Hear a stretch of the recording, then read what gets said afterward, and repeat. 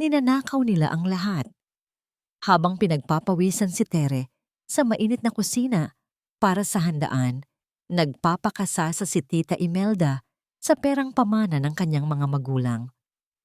Wala kang utang na loob. Iyon ang sampal ng kasinungalingan sa kanya. Pinalaya siya sa sariling tahanan nang walang dala sa gitna ng malakas na ulan. Ngunit mula sa putikan, babangon ang isang reyna. Hahayaan ba niyang manalo ang kasamaan? Naibenta ko na yung lupa nila sa probinsya, tapos yung insurance, nakuha ko na rin. Ibinili ko na ng bagong kotse si Clara para may magamit siya sa nursing school. Bakit ko pa sasabihin sa ampon na yon? Wala siyang karapatang magreklamo. Utang na loob niya sa akin ang buhay niya. Ang mga salitang iyon ay tila mga punyal na bumaon sa likod ni Tere. Kasalukuyan siyang nakatayo sa may hamba ng pinto ng sala. Bitbit ang isang mabigat na tray ng mga bagong lutong pagkain para sa ika-40 araw na anibersaryo ng pagkamatay ng kanyang mga magulang. Kanina pa siyang 4:00 ng madaling araw gising, nagpapakapagod at pinagpapawisan sa tapat ng mainit na kalan. Naniniwalang ang kanyang walang tigil na pagsisilbi ay isang marangal na paraan upang suklian ang kabutihan ng pamilyang kumukop sa kanya. Ngunit ang katotohanan ay nakapapaso. Ang tray na hawak niya ay dumulas mula sa kanyang nanginginig na mga kamay. Bumagsak ito sa sahig at lumikha ng kalat ng nabasag na porselana at natapong sabaw. Hindi niya alintana ang init na tumalsik sa kanyang mga paa. Ang pakiramdam ng pagkadurog sa kanyang dibdib ay mas matindi kaysa sa anumang pisikal na sakit. Nanikip ang kanyang lalamunan na tila may nakabara at ang kanyang mga tuhod ay nanlambot. Ang mga pamilyar na dingding ng bahay na ito ay biglang naging malamig at nakakatakot. Lahat ba ng pagpapanggap nilang pamilya ay isang malaking kasinungalingan lamang upang magamit siya hanggang sa huling patak ng kanyang lakas? Sino ang estrangherong binanggit sa telepono na tuluyang bumili sa nag-iisang alaala ng kanyang nakaraan? Nilingon siya ni Tita Imelda, hindi nakitaan ng kahit anong gulat o hiya sa mukha nang makita si Tere. Sa halip na humingi ng tawad, itinaas ng matanda ang kanyang kilay at ibinaba ang telepono. Lumapit ito kay Tere na may nag-aapoy na mga mata na unang umatake upang pagtakpan ang sariling kasalanan at kasakiman. Anong tinitingin-tingin mo, Richan? Nakikinig ka ba sa usapan ng may usapan? Madiing tanong ni Tita Imelda. Ang boses ay puno ng pambabaligtad at pagkamuhi. Hindi makapaniwala si Tere sa kanyang naririnig. Pilit niyang hinanap ang kanyang boses sa gitna ng panginginig ng kanyang mga labi. Tita, totoo po ba? Ibinenta ninyo yung bahay namin? Yung pera sa insurance ni na Mama at Papa? Kinuha nyo? Para po yon sa pag-aaral ko Dumilim ang mukha ni Tita Imelda. Itinuro nito ang mukha ni Tere nang halos dumikit na ang mahaba nitong kuko sa kanyang balat. Aba, at may gana ka pang magkwenta sa akin? Oo, kinuha ko. At kulang pa yan sa lahat ng ginastos ko sa pagpapalamon sa'yo dito. Kung hindi dahil sa amin ng Tito Crisanto mo, sa kangkungan ka pupulutin. Dapat ka ngang magpasalamat na pinatira ka namin dito imbes na maging palaboy sa kalye. Si Clara ang tunay na anak dito at mas kailangan niya ng kotse kaysa sa isang tindera ng tubig sa terminal na tulad mo. Anang kinyinti ka makandikon na nomi. Ang bawat salita ay may dalang lason na pilit pinapatay ang dignidad ni Tere. Ang utang na loob na paulit-ulit nilang isinusum ay naging isang kadena na sumasakal sa kanya. Pero hindi niyo po pera yon. Pinaghirapan yon ni na Papa para sa kinabukasan ko. Sigaw ni Tere, isang paglaban na matagal niyang kinimkim sa kanyang dibdib. Isang napakalakas na sampal ang dumapo sa pisngi ni Tere. Ang lakas ng pagkakatama ay nagpaiwang ng manhid na hapdi at pag-ugong sa kanyang pandinig. Nawalan siya ng balanse at natumba sa sahig, nakasalampak sa tabi ng mga basag na plato. Wala kang kwentang bata, lumayas ka rito, hindi ko kailangan ng isang ahas sa sarili kong pamamahay. Nagwawalang sigaw ni Tita Imelda. Mabilis na pumasok ang matanda sa maliit na kwarto ni Tere at sinimulang hakutin ang mga lumang damit nito. Walang awa nitong inihagis ang mga gamit palabas ng bahay hanggang sa kalsada. Sinubukan ni Tere na pigilan ang kanyang tiyahin, umiiyak at nagmamakaawa, hindi para sa sarili, kundi para sa isang partikular na gamit na pinakaiingatan niya. Ngunit huli na ang lahat. Kasamang inihagis ni Tita Imelda ang isang maliit na kahon na naglalaman ng lumang stethoscope ng ina ni Tere. Lumipad ito sa hangin at malakas na bumagsak sa matigas na semento ng kalsada. Ang masaselang bahagi nito ay naghiwalay at tuluyang nabasag. Ang kalangitan ay tila nakisama sa kanyang pagluluksa. Nagsimulang bumagsak ang malalaking patak ng ulan. Hinuhugasan ng alikabok sa kalsada, ngunit hindi ang dumi ng kawalang katarungan na ginawa sa kanya. Dahan-dahang lumuhod si Tere sa madilim na kalsada, basang-basa sa ulan, at nanginginig ang mga kamay na pinulot ang mga basag na bahagi ng stethoscope. Niyakap niya ito sa kanyang dibdib habang ang kanyang mga luha ay humahalo sa lamig ng ulan. Sa kanyang likuran, ang mabigat na pintuan ng bahay ay isinara at inilock ng tuluyan. Mula sa loob, unti-unting umabot sa kanyang pandinig ang mapang-asar na halakhak ni Clara at ang pagpapatuloy ng kanilang marangyang handaan na tila walang buhay na sinira. Habang nakaupo sa malamig na semento, nakatingin sa nag-iisang bus ticket na nabili niya gamit ang kanyang natitirang barya, isang malalim na pagbabago ang naganap sa loob ni Tere. Ang dating tahimik at sunod-sunurang dalaga ay namatay kasama ng pagbuhos ng bagyo. Nakatingala siya sa kalangitan habang tinatanggap ang bawat patak ng ulan na tila nagiging tunog ng maingay na terminal na magiging bago niyang kanlungan. Ang bawat patak ng malamig na ulan na dumadampi sa kanyang balat ay tila nag-iba ng anyo, unti-unting napalitan ng mainit at maalikabok na hangin na bumabalot sa buong terminal ng Cubao. Dito sa lugar na ito, walang nakakakilala sa kanyang apelyido, walang nanghihingi ng utang na loob. Ang sumasalubong lamang sa kanya ay ang walang tigil na pag-ugong ng mga makina ng malalaking bus at ang nagkakahalong sigaw ng mga konduktor na nagtatawag ng pasahero. Niyakap ni Tere ang kanyang sarili. Nanginginig pa rin ang mga basang balikat habang nakaupo sa isang madilim na sulok ng terminal. Mahigpit na hawak ang manipis na sandubag na naglalaman ng kanyang natitirang damit at ang basag na stethoscope. Mula sa hindi kalayuan, napansin siya ni Aling Rosa, isang matandang nagwawalis ng kalsada na kilala niya sa tuwing naglalako siya ng tubig at pamunas. Lumapit ang matanda. May dalang umuusok na kape sa isang plastik na baso at isang supot ng mainit na pandesal.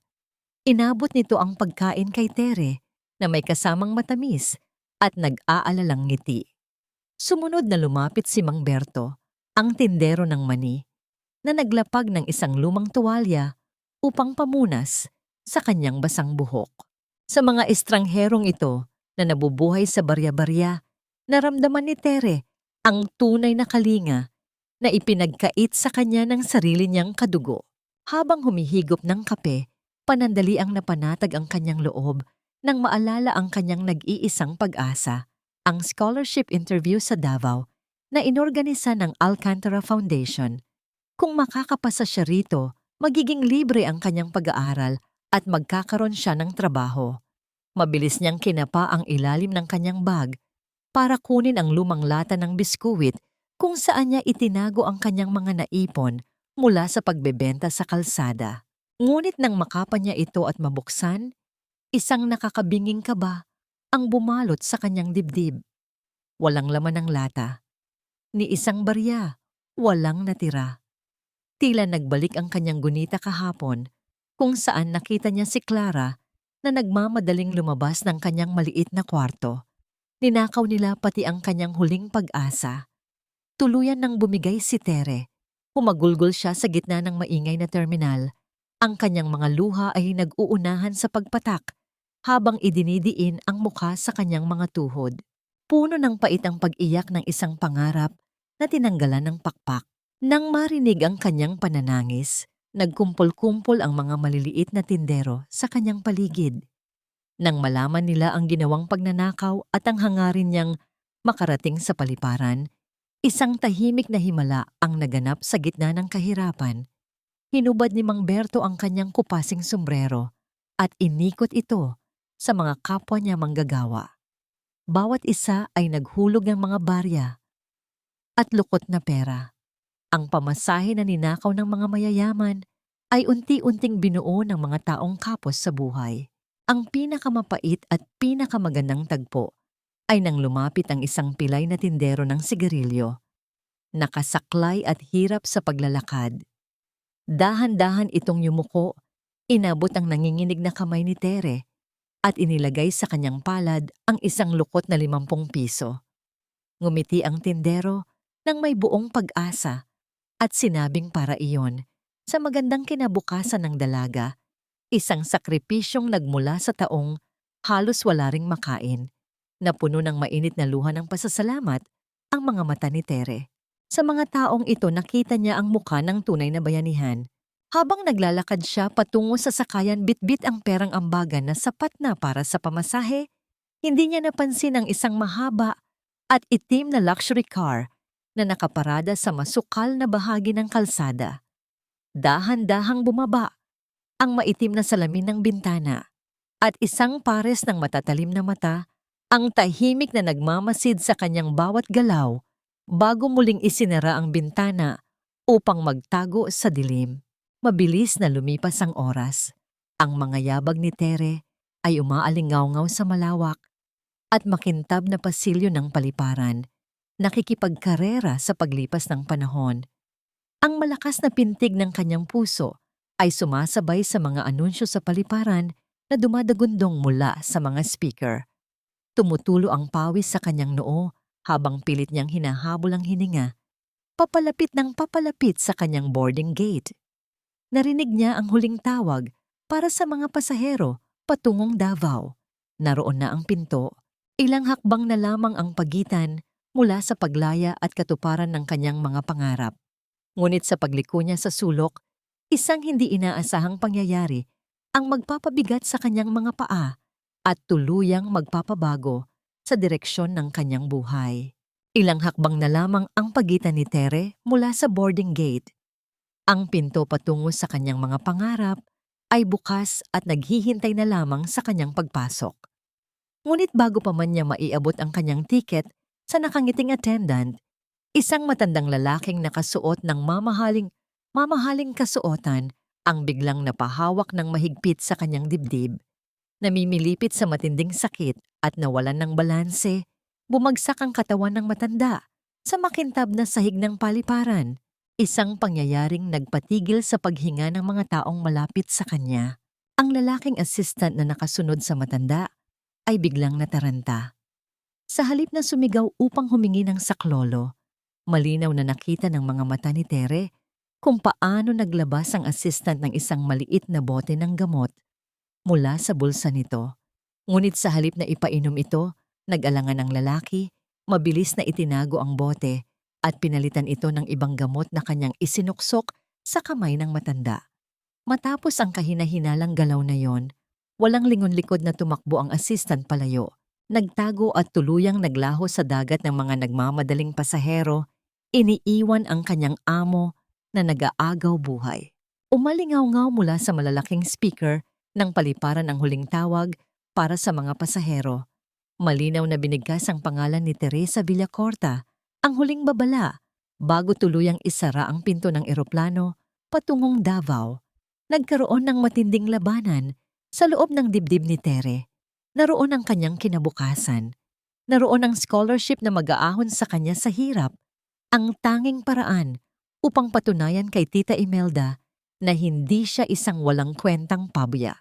Ngunit habang nakatingin sa nanginginig at namumutla ng matanda sa sahig, naalala niya ang basag na stethoscope ng kanyang ina. Naalala niya ang turo ng kanyang mga magulang na walang pangarap ang mas mahalaga kaysa sa buhay ng isang tao. Buong tapang niyang binitawan ang kanyang bagahe, Hindi alintana ang pagbagsak nito sa sahig. Tumakbo siya palapit sa matanda, lumuhod, at buong lakas na sinimulang gawin ang chest compressions habang sumisigaw upang humingi ng tulong sa mga gwardiya. Ang bawat pagdiin ng kanyang mga palad sa dibdib ng matanda ay katumbas ng pagbitaw niya sa kanyang sariling kinabukasan. Nang dumating ang pangkat ng mga medik at inako ang pagsasalba sa buhay ng matanda, dahan-dahang napaatras si Tere. Wala na siyang lakas. Naupo siya sa malamig na sahig ng paliparan at itiningala ang kanyang nanlalabong paningin sa malaking salamin ng gusali. Mula roon, pinanood niya ang unti-unting pag-angat ng eroplano patungo sa mga alapaap. Dala-dala nito ang kanyang nag-iisang pag-asa. Niyakap ni Tere ang sariling mga tuhod at idinikit ang kanyang mukha rito. Hinahayaan ang mga luhang tahimik na maglandas sa kanyang mga pisngi habang tinatanggap ang mapait na katotohanang sira na naman ng kanyang buhay. Sa gitna ng kanyang pagluluksa, isang katanungan ang nagsimulang bumagabag sa kanyang isipan. Bakit sinadyang palitan ng tumakas na assistant ang gamot ng matanda sa eksaktong oras na kailangan nito ng lunas? Hindi pa man siya nakakabawi sa matinding pagkabigla at kalungkutan, biglang naramdaman ni Tere ang mabibigat na yabag ng mga bota na pumapalibot sa kanya. Marahas na hinawakan ng mga gwardya ng paliparan ng kanyang mga braso at pilit siyang itinayo. May mga boses na walang awang idinidiin siya. Isinisigaw sa buong paligid na siya ang huling nakalapit sa matanda at tiyak na nagnakaw o may ginawang masama. Kaya ito inatake. Bago pa man makapagsalita si Tere upang ipagtanggol ang sarili, ang malamig na bakal ay mahigpit ng idinampi at isinara sa kanyang nanginginig na mga pulso. Ang nakakapasong lamig ng pasilyo ng ospital ay walang binatbat sa ginaw na nararamdaman ni Tere habang nakaupo sa isang bakal na upuan, nakaposas ang mga kamay at napapaligiran ng mga pulis. Sa loob ng intensive care unit, nakaratay at walang malay si Don Severino. Nakakabit sa matanda ang iba't ibang tubo na siyang nagdurugtong sa kanyang hininga. Hindi pa man nahihimasmasan si Tere mula sa pagkawala ng kanyang pangarap. Isang panibagong unos ang muling yayanig sa kanyang pagkatao. Mula sa kabilang dulo ng pasilyo, dumating ang isang lalaking may tindig na nag-uutos ng paggalang at takot. Siya si Mateo Alcantara. Ang kanyang mukha ay seryoso, madilim, at puno ng pinaghalong pag-aalala at nag-aapoy na galit. Sa bawat hakbang niya palapit, tila nahahawi ang mga tao dahil sa bigat ng kanyang presensya. Nang makita siya ng sinungaling na assistant na kanina pa balisa sa isang gilid, mabilis itong tumakbo palapit kay Mateo upang unahan ang kwento. "Sir Mateo, buti po nandito na kayo." Nanginginig na sumbong ng assistant, kunwari ay halos mamatay sa pag-aalala. Itinuro nito ang nakaposas na si Tere. "Siya po. Ang babaeng yan ang nagtulak at sumubok na kawin ng relo ng daddy ninyo. Desperadang palaboy po yan na umaali-aligid sa terminal at nang manlaban si Don Severino, doon na po siya inatake sa puso. Parang binuhusan ng kumukulong tubig si Tere. Halos hindi siya makahinga sa tindi ng kasinungalingang ibinabato sa kanya. Susubukan sana niyang magsalita, ngunit hindi siya binigyan ng pagkakataon ni Mateo. Mabilis na lumapit ang binata. Ang mga mata nito ay nanlilisik sa galit. Walang pag-aalinlangan, marahas na kinawelyuhan ni Mateo ang nanginginig na dalaga. Hinila ito patayo hanggang sa magkalapit ang kanilang mga mukha. "You think you can just get away with this?" Madiin at puno ng pandidiri ang boses ni Mateo, ginagamit ang Taglish na wika na sanay niyang gamitin sa mga taong wala siyang respeto. "Tingnan mo nga ang sarili mo. You're nothing but trash. Isang palaboy na kayang pumatay ng inosenteng matanda para lang sa kakarampot na barya." Ang mga salitang iyon ay tumarak ng malalim sa puso ni Tere. Una, ang kanyang tiyahin na tinawag siyang walang utang na loob. Ngayon, ang estrangherong ito na hinuhusgahan ang kanyang pagkatao base lamang sa kanyang gusgusang damit at basang buhok. Nakaramdam siya ng matinding awa sa sarili, ngunit mas nangibabaw ang nag-aalab na puot sa kawalang katarungan. Dito lumabas ang tatag na natutunan niya sa kalsada. Pinigilan ni Tere ang pagbagsak ng kanyang mga luha. Kinagat niya ang kanyang ibabang labi upang labanan ang panginginig nito. Sa kabila ng takot, unti-unti niyang inangat ang kanyang mukha. Hindi niya inilayo ang kanyang paningin. Sinalubong niya ang mapanghamak na mga mata ni Mateo, taglay ang dignidad na hindi mabibili ng pera ng binata. Wala akong ninakaw. Tahimik ngunit matapang na sagot ni Tere. Ang kanyang boses ay hindi nanginig kahit hawak siya sa kwelyo. Iniwan siya ng kasama niya. Kung hindi ko siya sinubukan iligtas at ginawa ng CPR, wala na sana ang ama mo ngayon. Naiwan ako ng eroplano ko dahil sa inyo. Tapos ako pa ang gagawin niyong kriminal. Isang mapaklang tawa ang pinakawala ni Mateo. Halatang walang ni isang salita ang pinaniwalaan mula sa dalaga. Binitawan niya si Tere nang paganoon na lamang na tila isang nakakadiring dumi. Wow! Ang galing mo ring gumawa ng kwento. You think anyone would believe a desperate street rat over my father's trusted assistant? You targeted him, and I will make sure you pay for it. Habang nagaganap ang mainit na sagupaan, sa hindi kalayuan ay walang nakapansin sa isang nurse na kasalukuyang nililinis ang mga gamit na naiuwi mula sa paliparan. Yumuko ang nurse at napansin ang isang maliit na botelya ng gamot na nalaglag mula sa bulsa ng nanginginig na assistant nang kunin nito ang kanyang panyo kanina. Ang label ng gamot ay hindi tumutugma sa reseta ng matanda. Isang maliit na detalye na tahimik na nagtatago sa gitna ng kaguluhan. Muling lumapit si Mateo kay Tere. Bumulong ng may lamig na nanunuot hanggang sa buto ng dalaga. Kahit anong palusot mo, hindi ka makakatakas sa akin. Kapag may nangyaring masama sa ama ko, ipapangako ko sa iyo. I will destroy whatever miserable life you have left. Subukan mong tumakas at titiyakin kong mabubulok ka sa kulungan. Tinalikuran ni Mateo ang dalaga upang pumasok sa kwarto ng kanyang ama. Naiwan si Tere na nakatayo, nakaposas at mag-isang lumalaban sa mundong pilit siyang idinidiin sa putik. Ang tanging sumagot sa kanyang tahimik na pag-iyak ay ang tunog ng mamahaling sapatos ni Mateo na papalayo sa pasilyo. Nag-iiwan ng isang nakakakilabot na bantaang paghihiganti. Habang unti-unting pinapatay ang mga pangarap ni Tere sa malamig na pasilyo ng ospital, nagdiriwang naman ang mga magnanakaw na umagaw sa kanyang kinabukasan. Sa isang maaliwalas na opisina ng Alcantara Foundation, nakaupo si Clara nang may malapad at mapagmalaking ngiti. Suot nito ang mga bagong biling mamahaling damit mula sa perang kinuha nila sa insurance ng mga magulang ni Tere. Sa ibabaw ng makintab na lamesa ay nakalatag ang mga dokumento, credentials, at mga malalalim na nursing essays na pinagpuyatan ni Tere sa loob ng maraming buwan. Ngayon ay pinalitan na ng pangalan ni Clara upang magpanggap na isang matalinong scholar. Sa kanilang probinsya, walang pakundangan ang pagyayabang ni Tita Imelda sa mga kapitbahay. Ipinagmamalaki ng matanda kung paano nakapasok ang kanyang anak sa pinakaprestihiyosong medical foundation sa bansa nang walang kahirap-hirap, habang sinisiraan si Tere bilang isang suwail na ampon na lumayas at nagpakasama. Ang kawalang hiyaan nilang mag-ina ay tila isang nakakalasong hangin na pilit tinatakpan ng katotohanang nabubuhay sila sa pawis at luha ng isang ulila.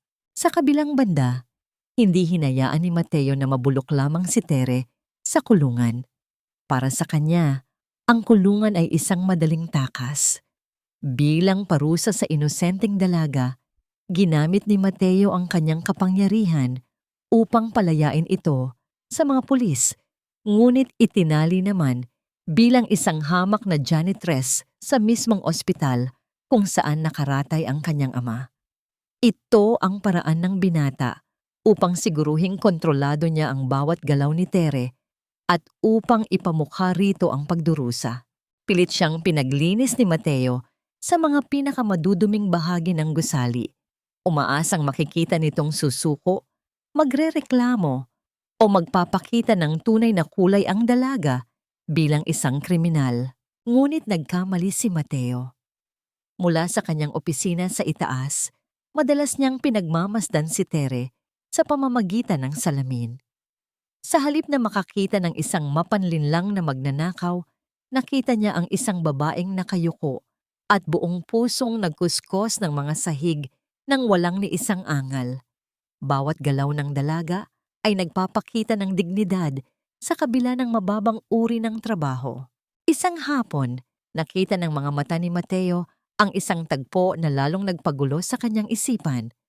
Isang matandang pasyente na naiwan mag-isa sa ward ang biglang inatake ng matinding hika, hirap na hirap sa pagkuha ng hininga habang wala ang mga nakatukang nurse.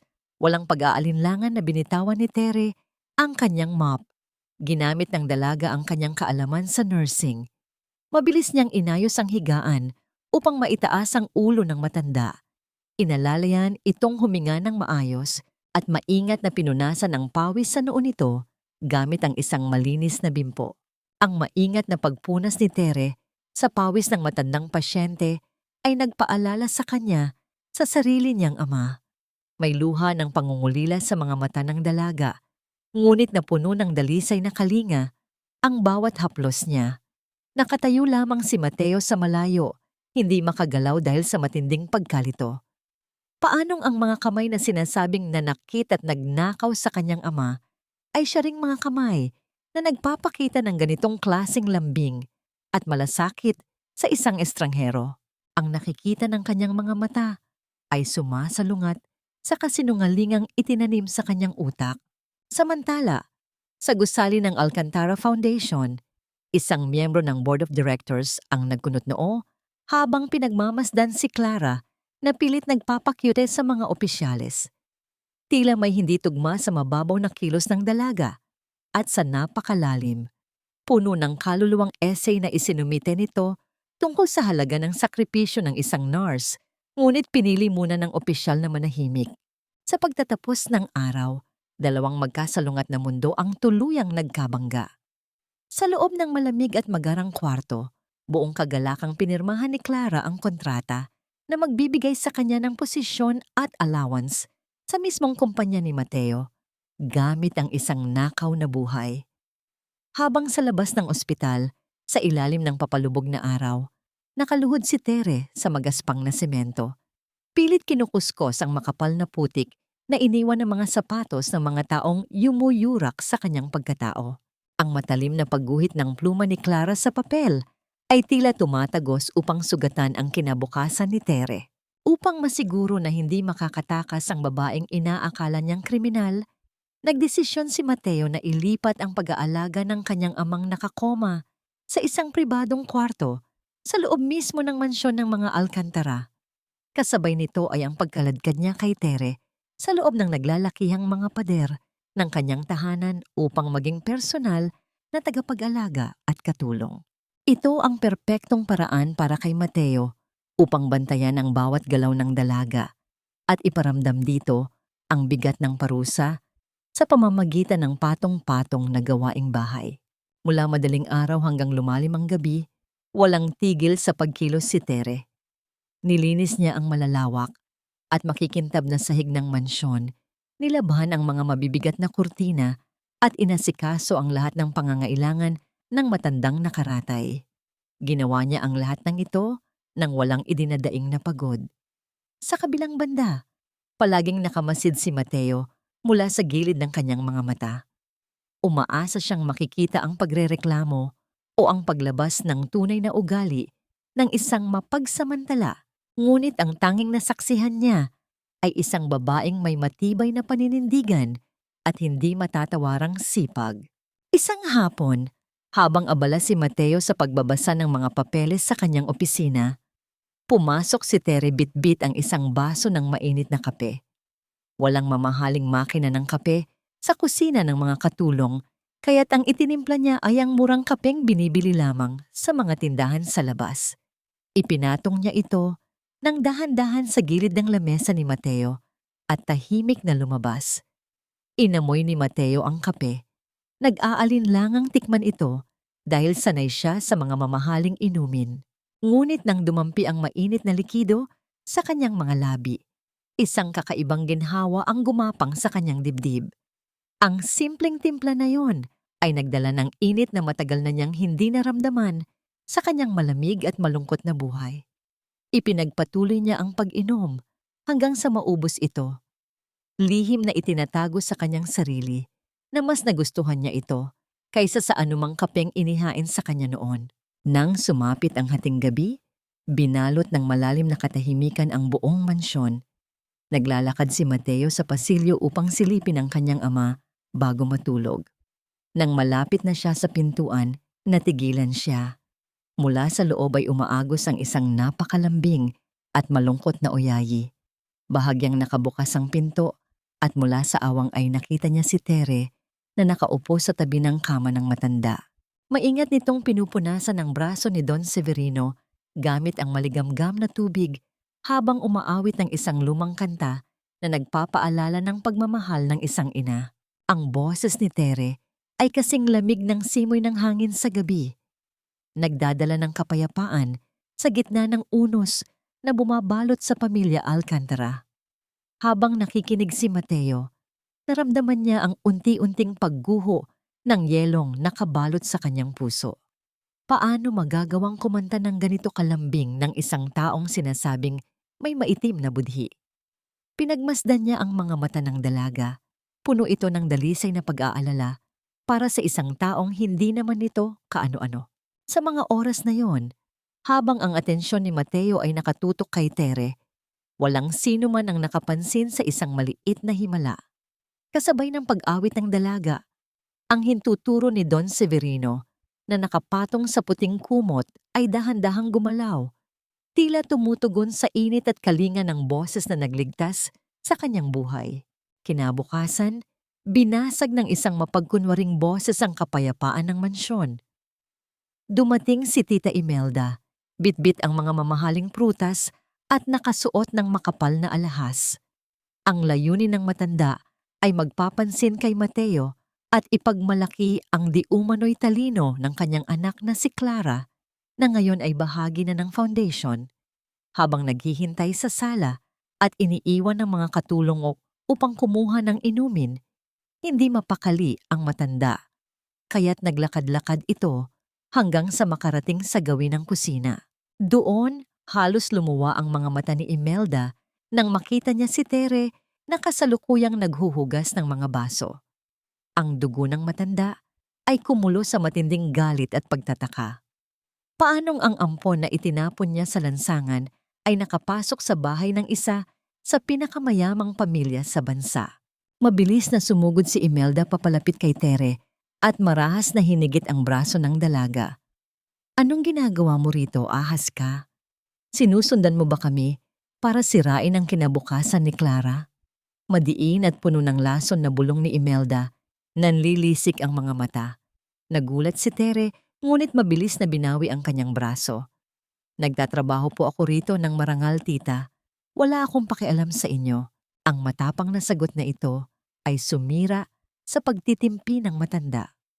Isang malakas at nakakapasong sampal ang pinakawalan ni Imelda. Tumama ng buong higpit sa pisngi ni Tere na nagdulot ng matinding hapdi at nagpatumba sa kanya pabalik sa labaw. Eksakto sa paglapat ng kamay ni Imelda sa mukha ng dalaga, ang mabigat na pinto ng kusina ay bumukas kasabay ng pagpasok ng isang pamilyar at madilim na presensya. Napatigil ang paghinga ni Tita Imelda nang magtama ang kanilang mga paningin ni Mateo. Ang kaninang mapagmataas na anyo ng matanda ay biglang napalitan ng pilit at kinakabahang ngamong ngiti. Mabilis nitong ibinaba ang kanyang kamay na namumula pa mula sa pagkakasampal kay Tere, umaasang hindi nakita ng may-ari ng mansyon ang ginawa nitong karahasan. Sir Mateo, pasensya na po sa gulo. Nauutal na palusot ni Imelda habang pilit na inaayos ang kanyang mamahaling alampay. Itong babaeng ito kasi, dati naming ampon na nagnakaw sa amin. Nagulat lang ako na nakapasok ang isang magnanakaw sa pamamahay ninyo. Gusto ko lang po kayong protektahan. Hindi nagbago ang madilim at seryosong ekspresyon ni Mate. Tiningnan niya si Tere na nakayuko. Tahimik na pinipigilan ang mga luhang namumuo sa mga mata habang hawak ang namumulang pisngi. Isang kakaibang kurot ng galit ang naramdaman ni Mateo sa kanyang dibdib. Hindi para kay Tere, kundi para sa babaeng nakatayo sa kanyang harapan na may lakas ng loob na manakit sa loob ng kanyang teritoryo. Walang sino man ang may karapatang manakit ng taong nagtatrabaho sa ilalim ng aking bubong. Malamig ngunit mariing utos ni Mateo. Ang boses ay nagtataglay ng talim na nakakapanindig balahibo. Hindi ko kailangan ng proteksyon mo, lalo na mula sa isang taong hindi ko naman imbitado sa kusina ko. Makakaalis ka na, bago pa ako tumawag ng gwardya upang kaladkarin ka palabas. Namutla si Imelda. Ang labis na kahihiyan ay gumuhit sa kanyang muka habang mabilis itong naglakad palabas. Hindi na nagawang lumingon pa. Nang makalabas ang matanda, naiwan ang nakakabinging katahimikan sa pagitan ni Mateo at Tere. Gusto sanang magtanong ni Mateo kung ayos lang ang dalaga, ngunit inunahan siya ng pagtunog ng kanyang telepono. Isang mensahe mula sa kanyang pribadong investigador ang dumating. Naglalaman ng isang mahalagang video file. Dali-daling nagtungo si Mateo sa kanyang opisina at binuksan ang kanyang computer. Ang pinadala ng investigador ay isang lumang kopya ng dashcam video mula sa isang sasakyan na nakaparada malapit sa departure area ng paliparan noong araw na inatake ang kanyang ama. Habang pinapanood ang malabong kuha, unti-unting gumuho ang mundong pinaniniwalaan ni Mateo. Malinaw na nakita ng kanyang mga mata kung paano bumagsak si Don Severino.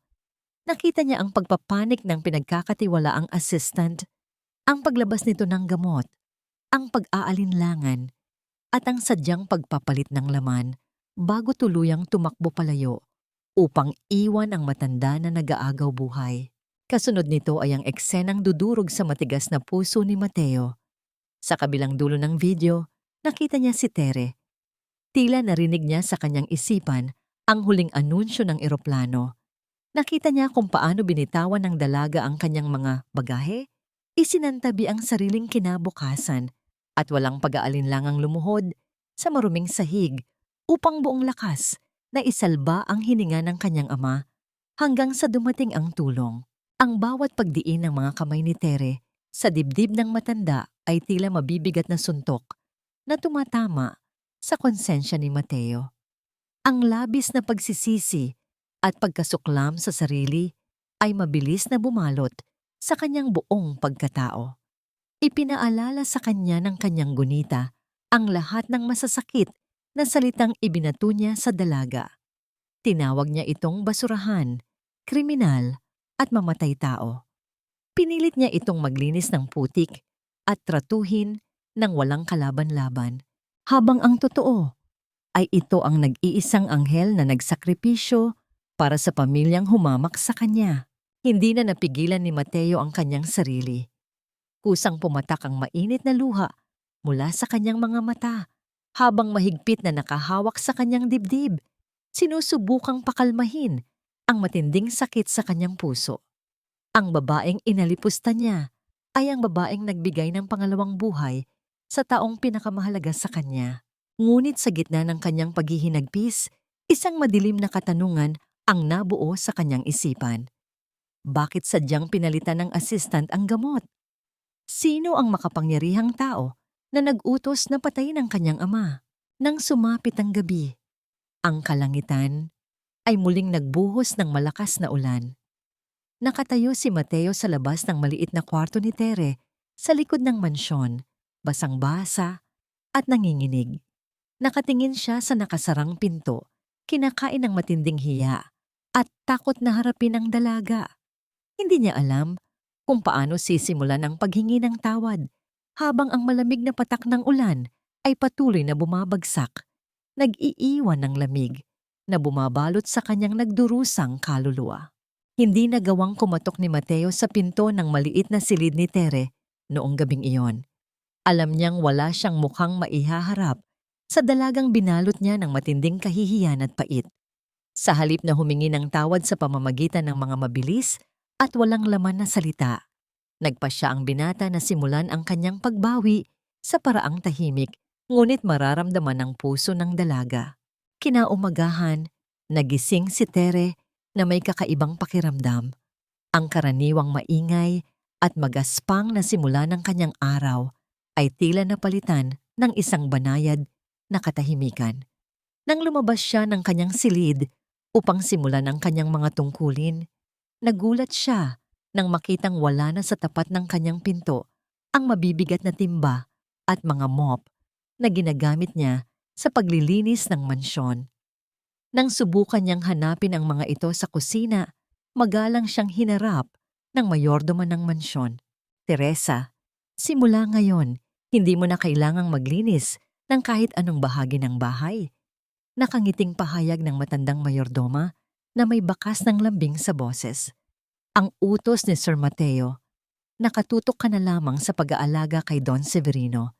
Iyon lang ang gagawin mo." Hindi nakapagsalita si Tere. Naguguluhan siya sa biglang pagbabago ng ihip ng hangin. Nang bumalik siya sa kanyang maliit na lamesa sa kusina ng mga katulong upang mag-almusal, natigilan siya. Naroon ang isang mangkok ng mainit at umuusok na arroz caldo, may kasamang pinakuluang itlog at sariwang prutas, isang masustansyang pagkain na malayo sa tuyo, at tirang kanin na nakasanayan niyang kainin. Sa tabi nito ay may isang baso ng mainit na gatas. Walang sinabi ang mga katulong kung kanino galing, ngunit alam ni Tere na may isang taong nagbago ng pakikitungo sa kanya. Sa mga sumunod na araw, naging mailap si Mateo, ngunit palaging naroon sa magkabilang tabi. Sa tuwing magtatama ang kanilang mga paningin sa pasilyo, mabilis na ibinababa ni Mateo ang kanyang tingin, na may kasamang bahagyang pagtango bilang paggalang. Wala na ang malamig na tinig na nandidiri, wala na ang mga matatalim na utos. Sa halip, ang bawat titig ng binata mula sa malayo ay puno ng hindi masabing lungkot at pagnanais na protektahan ang dalaga. Isang gabi, lumalim na ang katahimikan sa buong mansyon. Nakaupo si Tere sa tabi ng kama ni Don Severino. Binabantayan ang bawat pagnaas ng makina na nakakabit sa matanda. Dahil sa matinding pagod mula sa mga nagdaang araw, unti-unting bumigat ang kanyang mga pilikmata. Hindi niya napansin na dahan-dahan nang bumagsak ang kanyang ulo sa gilid ng kama, habang ang kanyang mga kamay ay mahigpit pa regional na kayakap sa basag na stethoscope ng kanyang ina na pilit niyang pinagdikit. Bumukas ang pinto ng napakatahimik, tila isang bulong ng hangin sa dilim. Pumasok si Mateo, suot ang kanyang kaswal na kasuotan, at natigilan nang makita ang natutulog na dalaga. Marahan siyang lumapit, pinapakinggan ang banayad na paghinga ni Tere. Kumuha siya ng isang makapal at malambot na kumot, dahan-dahang inalatag ito sa mga balikat ng dalaga upang iligtas siya sa lamig ng gabi. Habang inaayos ang kumot, napadako ang tingin ni Mateo sa mga kamay ni Tere na nakalapag sa gilid ng kutsyon. Ang mga kamay na yon ay hindi makinis, tulad ng mga kamay ng mga mayayamang babae na nakapaligid sa kanya. Ang mga daliri ni Tere ay may mga kalyo, tuyo, at may bakas ng matitinding hirap mula sa pagbubuhat ng mga timba sa terminal ng Cubao at sa pagkakakuskos ng mga sahig. Isang matinding kurot sa puso ang naramdaman ni Mateo. Sa gitna ng dilim, dahan-dahang inabot ni Mateo ang kanyang kamay at marahang hinaplos ang nanginginig na mga daliri ni Tere. Walang halong pagnanasa, puro paggalang, pag-aalaga, at nag-uumapaw na pagsisisi ang bawat haplos na yon. Yumuko si Mateo, inilapit ang kanyang mukha sa natutulog na dalaga at bumulong ng napakahina sa katahimikan ng gabi. "Patawad. Hayaan mong bumawi ako sa iyo, Teresa." Kinaumagahan, nagising si Tere na may init na nakabalot sa kanyang katawan. Wala na si Mateo sa kwarto, ngunit sa ibabaw ng maliit na lamesa sa tabi ng kama ni Don Severino ay may nakapatong na isang malaking kahon na nakabalot sa simpleng papel. May nakadikit na maikling sulat na walang pangalan.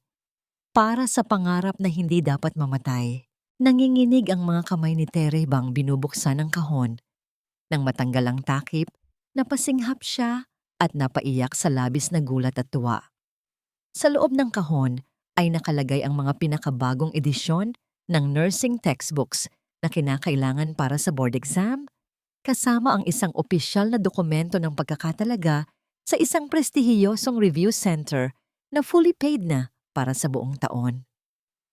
Ang amoy ng mga bagong pahina ng libro ay sumalubong sa kanyang pang-amoy, isang amoy na nagdala ng pag-asa at nagpatunay na ang kanyang mga pangarap ay buhay pa rin. Habang unti-unting bumabalik ang nangiti sa mga labi ni Tere, sa kabilang dako naman ng lungsod, sa loob ng Alcantara Foundation, isang matinding banta ang nagsisimulang mabuo. Isang masigasig na tauhan sa Human Resources ang kasalukuyang nagre-repaso ng mga dokumento ng mga bagong tanggap na scholars. Nang hawakan nito ang isinumiteng transcript at diploma ni Clara, napansin nito ang isang malaking pagkakamali. Ang tuyong tatak ng unibersidad ay hindi tumutugma sa taon ng kurikulum na nakasulat sa diploma. Isang kahina-hinalang detalye na maaaring magpabagsak sa buong kasinungalingan ng mag-ina. Sa bahay naman ni Tita Imelda, abala ang matanda sa pagbibilang ng mga perang nakatago sa ilalim ng kanyang kama habang humihigop ng mamahaling tsaa. Biglang yumanig ang kanyang telepono sa ibabaw ng lamesa. Nang buksan niya ang mensahe mula sa isang hindi kilalang numero, halos mawalan siya ng kulay sa mukha. Ang mensahe ay nagmula sa tumakas na assistant ni Don Severino na kasalukuyang nagtatago sa malayo. Alam kong binenta mo na ang lupa ni Tere at nakuha mo ang insurance. Magpadala ka ng 5 milyong piso ngayon din sa account na ito. Kung hindi mo gagawin, ihaharap ko kay Mateo Alcantara ang lahat ng ebidensya at sasabihin ko sa kanya kung sino talaga ang nag-utos sa akin na palitan ang gamot ng tatay niya. Nabitawan ni Imelda ang hawak na tasa at ang tunog ng pagbagsak nito sa sahig ay tila hudyat ng pagsisimula ng isang bagyo na wawasak sa kanilang lahat. Sa bawat araw na lumilipas, ang lason ng inggit at kasakiman ay unti-unting kumakalat sa sistema ni Imelda at Clara. Habang sa loob ng mansyon ng mga Alcantara, isang tahimik na pagbabago ang nagaganap. Sa gitna ng karangyaan ng opisina ni Mateo, pumasok si Clara na tila isang reyna. Suot ang pinakamahal na pabango at may malanding na ngiti sa kanyang mga labi. Sinisiguro niya na laging naroon siya sa paningin ng binata. Umaasang ang kanyang ganda at ang nakaw na katalinuhan sa papel ay sapat na upang akitin ang tagapagmana ng pamilya Alcantara. Sir Mateo, I brought you some lunch. Sabi kasi ni Mommy, you need to eat well since you're working too hard for the foundation. Ani Clara sa kanyang pinakapabebe na tono habang marahang inilalapag ang pagkain sa lamesa ni Mateo. Tiningnan lamang ni Mateo ang dalaga nang may malamig at walang emosyong mga mata. Nakaramdam siya ng matinding pandidiri sa bawat galaw ni Clara. Ngunit pinili niyang makisakay muna sa laro. Alam niyang ito ang pinakamabisang paraan upang makakalap ng higit pang ebidensya laban sa mag-ina. Thank you, Clara. It's good to see how dedicated you are. I hope your studies are going as well as your social life, sagot ni Mateo. May bahid ng sarkasmo na hindi napansin ng dalaga dahil sa sobrang kumpiyansa sa sarili. Habang nagpapakasasa si Clara sa kanyang ilusyon, si Tita Imelda naman ay abala sa pag-oorganisa ng isang marangyang fiesta sa kanilang probinsya. Ginamit niya ang pera mula sa insurance ni Tere at ang pangalan ng Alcantara Foundation upang magpasikat sa mga kababayan. Ang bawat dekorasyon at bawat handa sa mahabang lamesa ay sumisigaw ng karangyaan, habang ang matanda ay walang tigil sa pagyayabang tungkol sa swerte at kabutihan ng kanyang pamilya. Hindi niya alintana ang banta ng assistant na humihingi ng pera. Para sa kanya, kaya niyang bayaran ang katahimikan ng kahit sino gamit ang perang ninakaw niya sa isang ulila. Sa kabilang dako, sa loob ng tahimik na sulok ng mansyon, si Tere ay hindi nagpapahinga. Sa ilalim ng maliit na lampara, tuwing gabi, masigasig siyang nag-aaral ng mga nursing textbooks na ibinigay ni Mateo. Ang kanyang mga mata ay puno ng determinasyon, pilit na iniintindi ang bawat medikal na termino at pamamaraan. Sa bawat pahina na binubuklat niya, nararamdaman niya ang presensya ni Mateo na lihim na nakamasid mula sa pintuan. Hindi man sila nag-uusap ng matagal, ang bawat baso ng tubig o kape na inilalagay ng binata sa kanyang lamesa nang walang imik ay sapat na upang magbigay ng lakas sa kanyang puso. Ang pag-ibig na nagsisimulang sumibol sa gitna nila ay hindi kailangan ng maraming salita. Sapat na ang nararamdamang suporta at paggalang. Isang hapon, ipinatawag ni Mateo si Clara sa isang mahalagang meeting kasama ang mga board of directors. Layunin ang pagpupulong na ipakita ang progreso ng mga scholars ng foundation. Bilang top scholar, inaasahang sasagot si Clara sa mga teknikal na katanungan tungkol sa nursing care. Miss Clara, base sa iyong isinumiteng essay tungkol sa post-operative care, maaari mo bang ipaliwanag ang kahalagahan ng pag-monitor sa mga electrolytes ng pasyente pagkatapos ng surgery? Tanong ng isang matandang doktor sa board. Natigilan si Clara.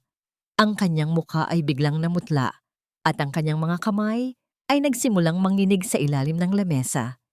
Hindi niya alam ang isasagot dahil ang essay na yon ay isinulat ni Tere mula sa sarili nitong karanasan at pag-aaral. It's because it's important to make sure the patient is hydrated, nautal na sagot ni Clara. Pilit nang ngumingiti ng pilit. Napailing ang doktor at nagpalitan ng makahulugang tingin ang mga miyembro ng board. Napansin ni Mateo ang matinding takot sa mga mata ni Clara at isang kalmadong ngiti ang sumilay sa kanyang mga labi. Ito na ang simula ng pagbagsak ng mga kasinungalingan. Pinagmasdan niya ang kawalan ng kaalaman ni Clara. Inihahambing ito sa talino at dedikasyong nakita niya kay Tere gabi-gabi. Ang kaibahan ay kasing layo ng langit at lupa. Nang sumapit ang malalim na gabi, ang lahat sa mansyon ay tulog na, maliban sa silid ni Don Severino. Ang tanging maririnig ay ang mahina at ritmikong tunog ng mga makina na nagpapanatili sa hininga ng matanda. Kasalukuyang natutulog si Tere sa isang upuan sa tabi ng higaan. Ang kanyang ulo ay nakasandal sa gilid. Biglang bumilis ang pagpalo ng mga linya sa heart monitor. Ang ritmo ng makina ay naging masigla, hudyat ng isang pagbabago sa kondisyon ng pasyente. Sa gitna ng katahimikan, dahan-dahang gumalaw ang mga talukap ng mata ni Don Severino. Pagkatapos ng mahabang panahon ng kadiliman, unti-unting nagmulat ng mga mata ang matanda. Ang kanyang paningin ay nanlalabo pa, ngunit ang unang bagay na kanyang nakita ay ang figura ni Tere na mahimbing na natutulog sa kanyang tabi. Sa pamamagitan ng kanyang nanginginig at tuyong lalamunan, pinilit ng matanda na maglabas ng tunog. Isang mahina at paos na bulong ang lumabas mula sa kanyang mga labi. Isang pangalang nagtataglay ng pasasalamat at katotohanang matagal nang nakatago. Teresa. Ang pagtawag na yon ay tila isang malakas na hudyat na wawasak sa lahat ng kasinungalingang itinayo ni na Imelda at Clara. Ang mahinang pagbigkas ng pangalang Teresa ay tila isang kuryenteng gumising sa buong pagkatao ni Tere. Napabalikwas siya mula sa kanyang pagkakasandal. Ang kanyang mga mata ay nanlalaki sa gulat at hindi makapaniwalang pag-asa. Sa harap niya, ang mga mata ni Don Severino ay nakatitig sa kanya nang may malalim na pagkilala at pasasalamat. Hindi na napigilan ni Tere ang pag-agos ng kanyang mga luha. Hindi dahil sa sakit, kundi dahil sa labis na kagalakan na ang buhay na kanyang ipinaglaban ay muling nagliwanag.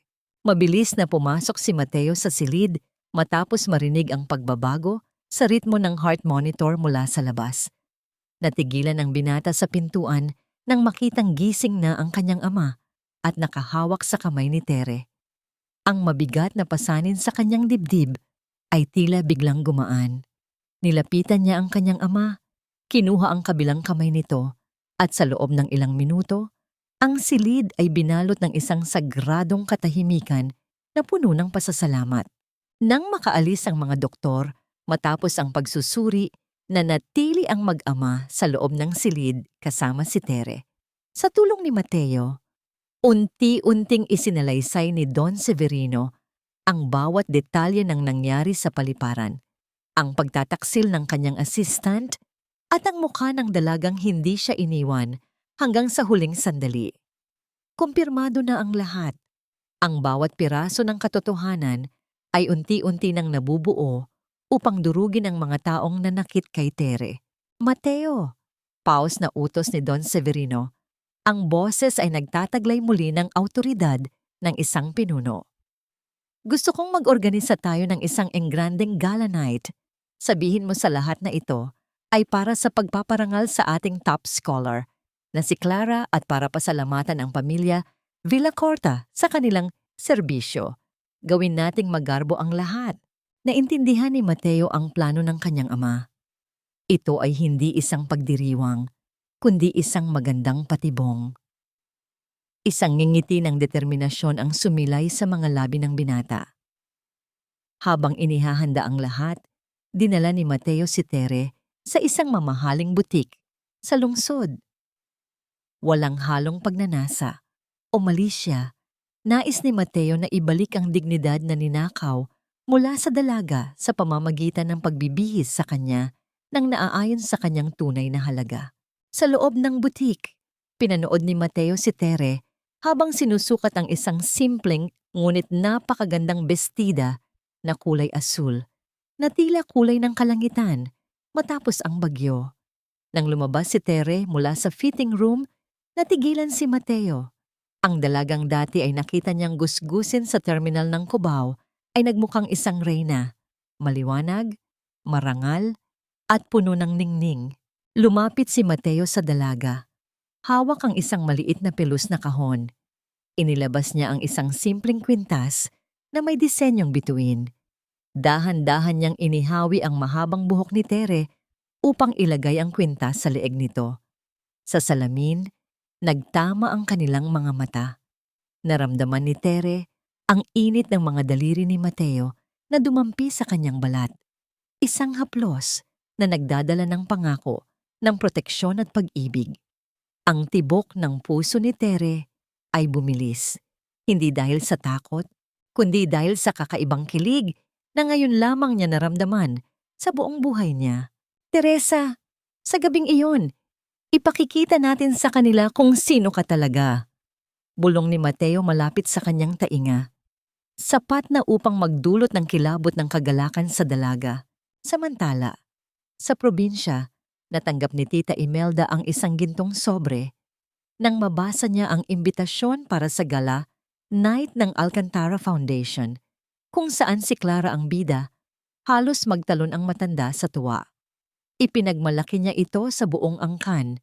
Iniisip na ito na ang rurok ng kanilang tagumpay. Hindi niya alam na ang bawat salitang nakasulat sa gintong papel na yon ay hudyat ng kanyang huling hantungan. Sa gitna ng kanyang kagalakan, narinig ni Imelda ang kaluskos ng mamahaling papel. Habang mahigpit niya itong hawak, hindi namamalayan na ang kapalaran ay kasalukuyan nang nagsusulat ng wakas para sa kanyang mga kasinungalingan. Ang liwanag ng mga dambuhalang chandelier sa loob ng Grand Ballroom ay tila mga bituing nagniningning, ngunit para sa mga taong may itinatagong kadiliman, ang liwanag na ito ay hudyat ng nalalapit na paghuhukom. Ang buong bulwagan ay puno ng halimuyak ng mga mamahaling bulaklak at ang mahinang himig ng mga biolin na nagbibigay ng isang mapayapang anyo sa isang gabing puno ng tensyon. Dumating sina Tita Imelda at Clara na tila mga reyna ng isang kaharian na itinayo sa buhangin.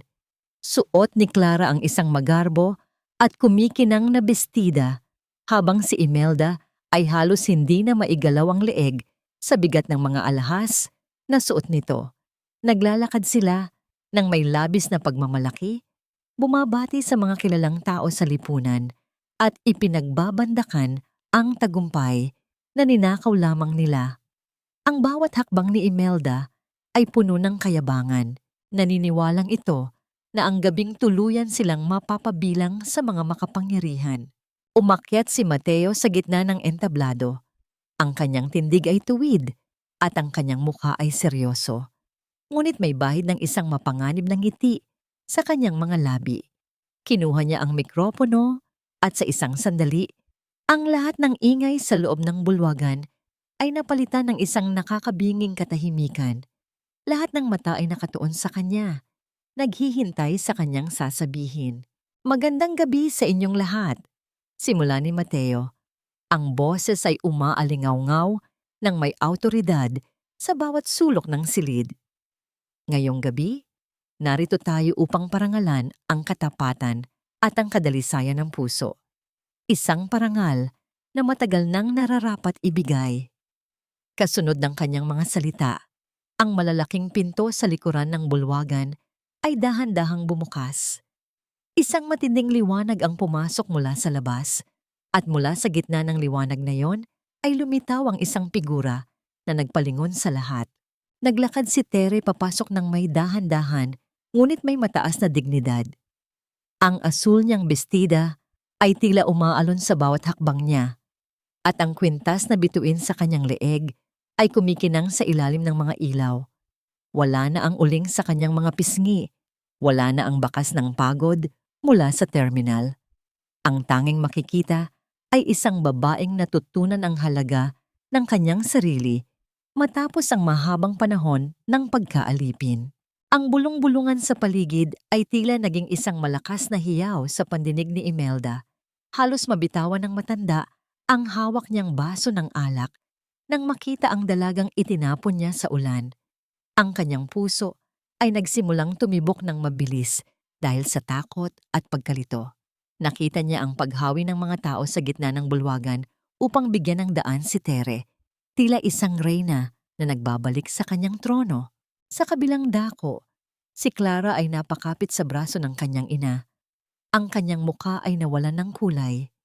Hindi nila maintindihan kung paano nangyaring ang kanilang katulong ay narito sa gabing ito. Suot ang mga hiyas na hindi nila kailanman kayang bilhin. Nang makarating si Tere sa harap ng entablado, sinalubong siya ng tingin ni Mateo. Isang tinging puno ng paghanga at katapatan. Inabot ni Mateo ang kanyang kamay upang tulungan si Tere na makaakyat. Ang pagtatama ng kanilang mga kamay ay tila isang hudyat na ang laban ay nagsisimula pa lamang. Sa likod ng entablado, may ilang mga lalaking nakauniporme ang tahimik na nagmamasid, naghihintay lamang ng isang senyas. Ang tensyon sa loob ng silid ay tila isang tali na unti-unti nang napapatid. Muling humarap si Mateo sa madla. Ang kanyang mga mata ay diretsong nakatitig kina Imelda at Clara na tila mga biktima sa gitna ng isang bitag. Ang parangal ngayong gabi ay para sa nag-iisang tagapagligtas ng aking ama, madiin niyang pahayag. At upang mas makilala ninyo siya, meron akong inihandang maikling presentasyon. Kasabay ng kanyang huling salita, pinindot ni Mateo ang isang remote control. Ang malaking screen sa likuran niya ay biglang nabuhay, naglalabas ng isang liwanag na maglalantad sa lahat ng itinatagong kasamaan sa ilalim ng mga mamahaling kasuotan. Sa isang pindot ng remote, binalot ng matinding liwanag ang malaking screen sa likuran ni na Mateo at Tere. Ang mga bulong-bulungan sa loob ng bulwagan ay biglang napalitan ng isang mabigat at nakakabinging katahimikan. Sa screen, lumitaw ang malabong kuha ng isang dashcam. Kitang-kita ng lahat ang pagbagsak ni Don Severino sa sahig ng paliparan, ang pagtakas ng kanyang assistant, at ang paglitaw ng isang dalagang binitawan, ang lahat upang isalba ang hininga ng matanda. Hindi pa doon nagtapos ang lahat. Kasunod ng video ay ang mga dokumentong isa-isang ipinakita sa screen. Ang orihinal na titulo ng lupa sa probinsya na nakapangalan sa mga magulang ni Tere. Ang insurance policy na sadyang kinuha gamit ang pekeng pirma. at ang nursing diploma ni Clara na may mga selyong hindi tumutugma sa katotohanan. Ang bawat slide ay tila isang madiing sampal sa mukha ni na Imelda at Clara na kasalukuyang nakatayo sa gitna ng maraming tao, hubad ang katotohanan sa harap ng lahat. Ito ba ang sinasabi ninyong serbisyo sa pamilya Alcantara? Ang boses ni Mateo ay gumuho sa katahimikan, puno ng puot at paniningil. Ninanakaw ninyo ang kinabukasan ng isang ulila habang nagpapanggap kayong mga anghel sa harap namin. Nanginig ang buong katawan ni Tita Imelda. Sa tindi ng kahihiyan at takot, pilit pa rin niyang ginamit ang kanyang huling sandata. Inayos niya ang kanyang sarili at sumigaw ng pagkalakas-lakas, sapat upang marinig ng lahat ng naroon. Teresa, pinakain kita. Pinatira kita sa loob ng maraming taon. Wala kang utang na loob. Sinisiraan mo kami sa harap ng mga taong ito matapos ang lahat ng ginawa namin sa'yo. Ang linyang utang na loob ay umaalingaw-ngaw sa buong bulwagan, isang huling pagtatangka na manipulahin ang damdamin ng mga naroon. Ngunit sa pagkakataong ito, hindi yumuko si Tere. Humakbang siya ng dahan-dahan pababa ng entablado hanggang sa magkatapat sila ni Imelda. Ang kanyang mga mata ay walang bakas ng takot. Tanging isang malalim na kapayapaan at paninindigan ang makikita rito. Tita Imelda, simula ni Tere, ang kanyang boses ay kalmado, ngunit tumatagos hanggang sa kaibuturan ng puso ng mga nakikinig. Ang utang na loob ay ibinibigay sa mga taong nagmamahal ng tapat. Hindi ito isang lisensya para nakawin ang aking pagkatao, ang aking pangarap, at ang huling alaala ng aking mga magulang. Tinapos ko na ang pagbabayad sa inyo noong gabing itinapon niyo ako sa ulan. Sa huling salita ni Tere, lumapit ang mga pulis na kanina pa naghihintay sa gilid. Mabilis nilang hinawakan ang mga braso ni na Imelda at Clara. Ang marangyang bulwagan ay napuno ng ingay ng pag-aalsa at pagkapahiya. Sinubukan ni Imelda na manlaban, pilit na kumakawala sa hawak ng mga awtoridad habang isinisigaw ang kanyang mga sumbat. Ngunit sa bawat hakbang niya, ang kanyang mga paa ay nawawalan ng balanse. Isang matunog na pagpalo ng semento ang narinig ng mabali ang takong ng mamahaling sapatos ni Imelda. Napaluhod siya sa sahig. Ang kanyang buhok ay nagulo at ang kanyang mga alahas ay tila naging mga kadenang nagpapabigat sa kanya. Kinakaladkad siya palabas ng mga pulis habang si Clara ay nakayuko at umiiyak sa labis na takot at kahihiyan. Ang lahat ng karangyaang itinayo nila sa kasinungalingan ay gumuho. Sa loob lamang ng ilang sandali, nang muling bumalik ang katahimikan sa bulwagan, ang lahat ng mata ay muling nakatuon kay Tere. Maraming tao ang nakaramdam ng matinding pagsisisi sa kanilang naging paghusga sa dalaga noon. Ngunit ang pinakahindi inaasahang tagpo ay nang lumapit si Mateo kay Tere sa gitna ng madla. Walang pag-aalinlangan, dahan-dahang lumuhod si Mateo sa harap ni Tere. Ang matikas at makapangyarihang lalaki ay yumuko, hinawakan ang kamay ng dalaga, at sa harap ng lahat ay ipinakita ang kanyang pinakamababang anyo. Patawarin mo ako, Teresa. Ang bulong ni Mateo na narinig sa buong silid dahil sa mikroponong malapit sa kanya. Patawad sa lahat ng hirap na idinulot ko sa iyo dahil sa aking pagkabulag. Mula sa araw na ito, hinding-hindi ko nahahayaang may manakit sa iyo muli. Nakatayo si Tere sa gitna ng bulwagan. Ang mga luha ng tagumpay at paglaya ay tuluyan ng naglandas sa kanyang mga pisngi. Ang katahimikan ng bulwagan ay tila isang yakap ng katarungan, habang ang bawat tao sa loob ay tahimik na saksi sa pagtatapos ng isang madilim na kabanata at ang pagsisimula ng isang bagong liwanag. Ang katahimikan ay hindi palaging tanda ng kawalan. Kung minsan, ito ang pinakamakasaysayang tunog ng isang pusong sa wakas ay nakahanap na ng kapayapaan. Pagkalipas ng ilang araw, mula sa madamdaming gabi sa bulwagan, natagpuan ni Tere ang sarili sa harap ng rehas ng isang malamig na selda. Sa loob ay naroon si Imelda, Wala na ang mga alahas, wala na ang magarbo at makulay na kasuotan. Ang buhok ng matanda ay gusot-gusot at ang kanyang mga mata ay nanlilisik pa rin sa galit. Tila isang hayop na nakakulong at hindi tanggap ang kanyang pagkatalo.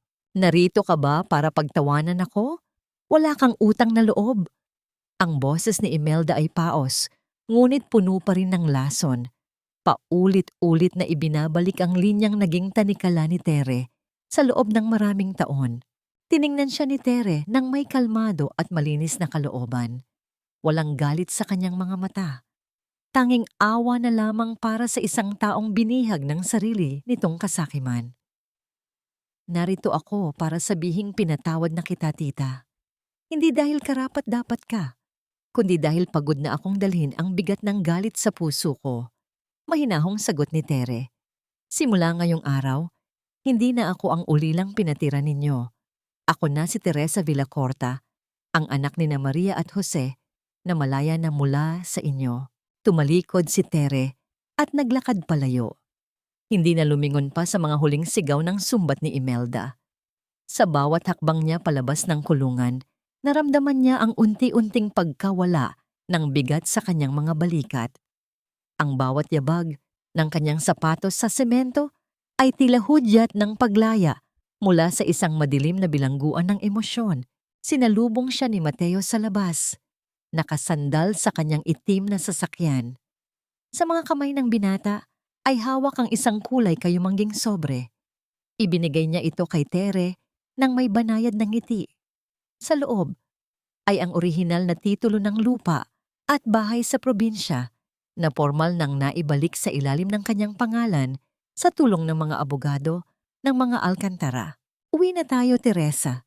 Simpleng aya ni Mateo. Ang boses ay puno ng respeto at isang uri ng lambing na tanging para sa dalaga lamang inilalaan. Ang biyahe patungo sa probinsya ay binalot ng isang payapang katahimikan. Pinanood ni Tere ang unti-unting pagbabago ng tanawin mula sa matatayog na gusali ng Maynila patungo sa malalawak na luntiang bukid at mga puno ng niyog na sumasayaw sa ihip ng hangin. Habang nagmamaneho si Mateo ng tahimik, paminsan-minsan ay ninanakawan niya ng tingin ang dalaga. Tinitiyak na komportable ito sa kanyang upuan.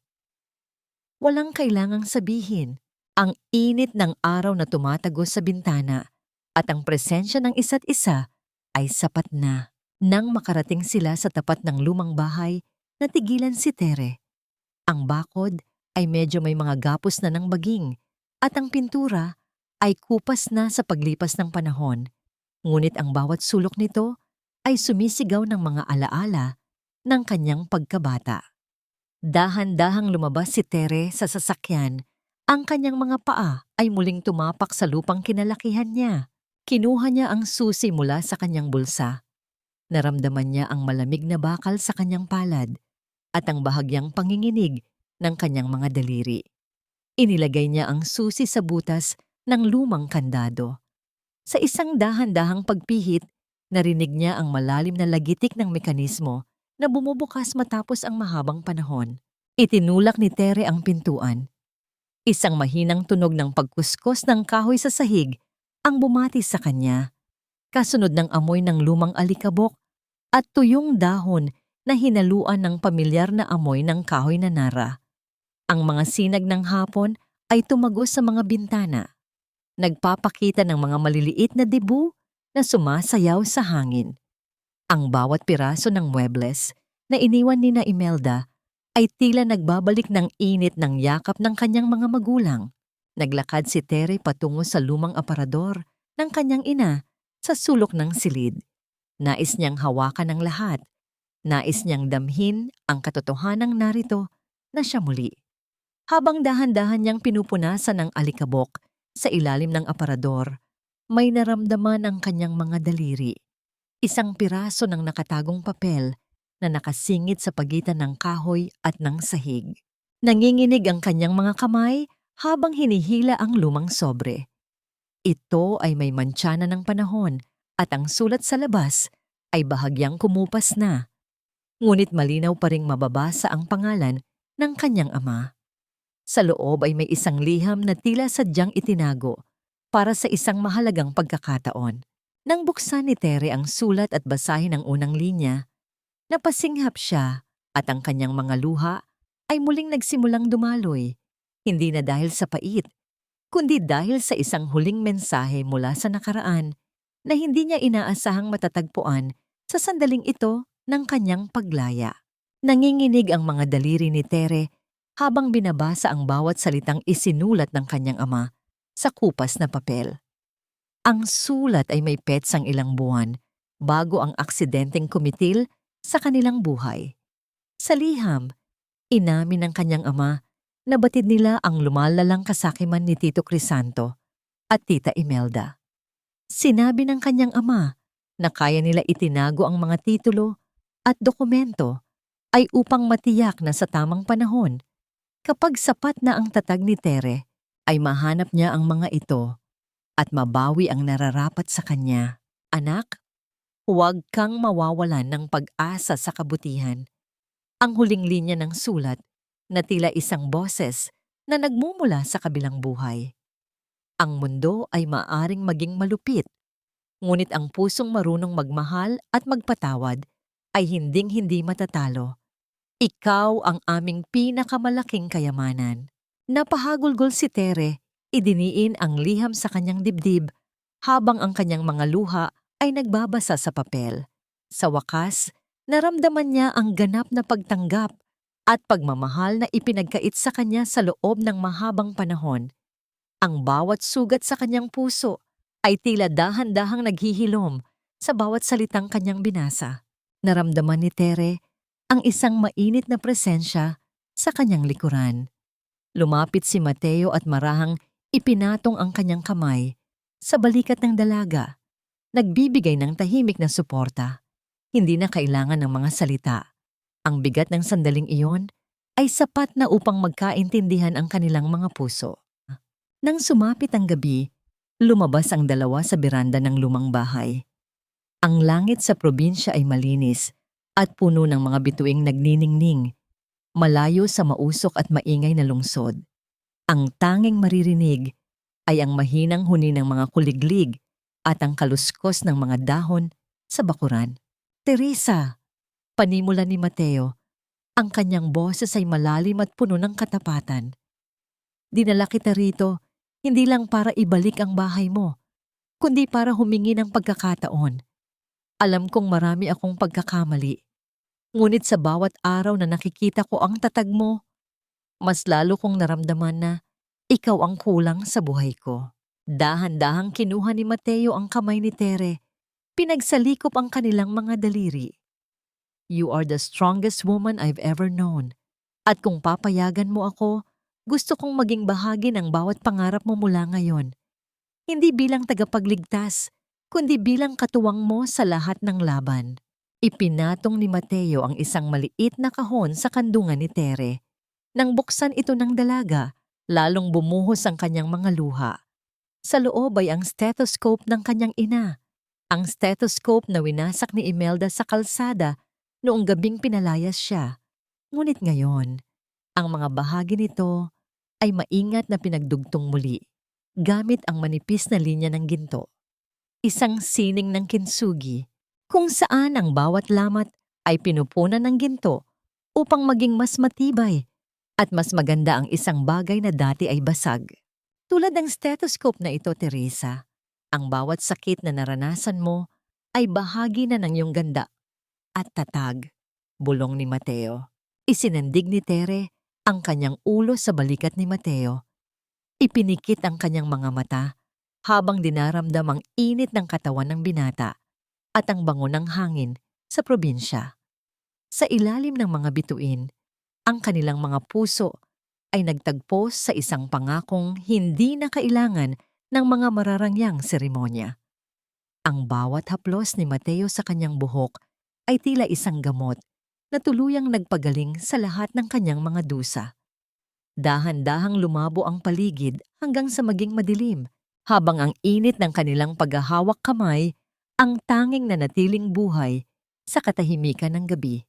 5 taon ang mabilis na lumipas. Ang sikat ng araw ay maliwanag na tumatama sa isang bagong gusali sa gitna ng kanilang bayan sa probinsya. Ang gusali ay kulay puti at asul. May nakasulat na Villa Corta Alcantara Community Clinic. Maraming tao ang nagkakatipon, may mga bulaklak, at may mahabang laso na nakaharang sa pintuan. Isang babaeng nakauniporming puti, may stethoscope na may gintong marka sa kanyang leeg, ang dahan-dahang humahawak sa malaking gunting. Ang kanyang mukha ay puno ng ningning at kapayapaan. Ang tunay na tagumpay ay hindi lamang ang pagbawi sa nakaraan, kundi ang pagbuo ng isang kinabukasan kung saan ang kabutihan ay hindi na kailangang matakot sa kasakiman. Sa isang mabilis na paggupit ng laso, ang pinto ng klinika ay bumukas, hudyat ng pagsisimula ng isang bagong yugto kung saan ang bawat pasyenteng papasok ay sasalubungin ng parehong kalinga na nagligtas sa isang buhay sa gitna ng paliparan maraming taon na ang nakalilipas. Ang huling sinag ng araw ay dahan-dahang nagpapaalam sa abot-tanaw, nag-iiwan ng kulay kahel at lilang guhit sa kalangitan ng probinsya. Sa loob ng Villa Corta Alcantara Community Clinic, binalot ng isang payapang katahimikan ang bawat pasilyo. Nakatayo si Tere sa harap ng isang malaking bintana, pinagmamasdan ang mga luntiang palayas na tila sumasayaw sa ihip ng hanging dapit hapon. Sa kanyang leeg ay nakasabit ang stethoscope na may markang ginto, ang simbolo ng kanyang pagkabuo mula sa mga pirasong minsan nang winasak ng tadhana. Sa kanyang mga bisig ay mahimbing na natutulog ang isang sanggol na may mga pilikmatang mahahaba at mapayapang mukha. Ito ang kanyang munting milagro, ang bunga ng pag-ibig na nagsimula sa gitna ng kawalang pag-asa. Habang hinahaplos ni Tere ang malambot na buhok ng kanyang anak, naglakbay ang kanyang gunita sa nakaraan. Naalala niya ang ulan sa terminal, ang hapdi ng sampal, at ang lamig ng posas sa kanyang mga pulso. Ngunit sa pagkakataong ito, wala nang paitang dulot ng mga alaalang iyon. Ang mga sugat ng kahapon ay naging mga pilat na lamang na nagpapaalala sa kanya kung gaano siya katatag. Napangiti si Tere nang maisip ang tanong na madalas ibato sa kanya ng mga taong nakakaalam ng kanyang kwento. Napatawad na ba niya ang mga taong kumuha ng lahat mula sa kanya? Sa loob ng kanyang puso, ang sagot ay isang malalim na pagtango. Ang pagpapatawad ay hindi nangangahulugang kinalimutan na niya ang sakit, kundi ang pagpili na huwag nang hayaang kontrolin ng galit ang kanyang kinabukasan. Wala na siyang nararamdamang puot para kay Imelda at Clara na kasalukuyan pa ring nagbabayad sa batas. Ang kanilang mga pangalan ay naging mga anino na lamang sa kanyang nakaraan, mga karakter sa isang kabanatang tapos na at hindi na muling babalikan. Nahanap na ni Tere ang ganap na kapayapaan. Ang kapayapaang ito ay hindi nagmula sa yaman ng mga Alcantara, kundi sa pagkakakilanlan niya sa kanyang sarili bilang isang lingkod bayan. Sa bawat pasyenteng kanyang ginagamot, sa bawat batang kanyang binabakunahan, at sa bawat matandang kanyang pinapakinggan, nararamdaman niya ang presensya ng kanyang mga magulang na nakangiti mula sa langit. Hindi na siya ang ampon na naghahanap ng kalinga. Siya na ang kalingang hinahanap ng iba. Naramdaman ni Tere ang isang pamilyar na init sa kanyang likuran. Dumating si Mateo. Dahan-dahang ipinalupot ang kanyang mga braso sa baywang ni Tere at isinandal ang kanyang baba sa balikat ng dalaga. Nagtagpo ang kanilang mga paningin sa salamin ng bintana. Dalawang kaluluwang pinagbuklod ng isang aksidente sa paliparan na ngayon ay bumubuo ng isang buhay na puno ng katapatan. Nakahanda na ang hapunan, Teresa, bulong ni Mateo. Ang boses ay puno ng pagmamahal na hinding-hindi magbabago. Ang tatay, hinihintay na tayo sa bahay. Muling tiningnan ni Tere ang larawan ng kanyang mga magulang na nakasabit sa dingding ng klinika. Ang aral ng kanyang buhay ay malinaw. Ang tunay na utang na loob ay hindi kailanman dapat ipilit o gamiting armas upang manakit. Ito ay isang malayang alay na nagmumula sa pagmamahal. Ang kabutihan ay maaaring hindi agad magantihan at maaaring dumaan pa sa matitinding pagsubok, ngunit kailanman ay hindi ito masasayang. Tulad ng isang buto na itinanim sa gitna ng bagyo, ito ay sisibol at magbubunga sa tamang panahon, basta't may pusong handang magtiis at maniwala. Sa bawat hakbang nila palabas ng klinika, hawak ang kamay ng kanyang asawa at yakap ang kanilang anak. Alam ni Tere na ang kanyang kwento ay hindi lamang tungkol sa pagbangon mula sa putik. Ito ay tungkol sa pagtuklas na ang pinakamagandang uri ng kagandahan ay ang kagandahang nagmula sa mga bagay na minsan nang nabasag, ngunit pinagdugtong muli ng ginto ng pag-asa at pag-ibig. Ang buwan ay dahan-dahang sumisikat sa kalangitan, nagbibigay ng liwanag sa landas na kanilang tatahakin, isang landas na malaya, marangal, at puno ng walang hanggang pasasalamat.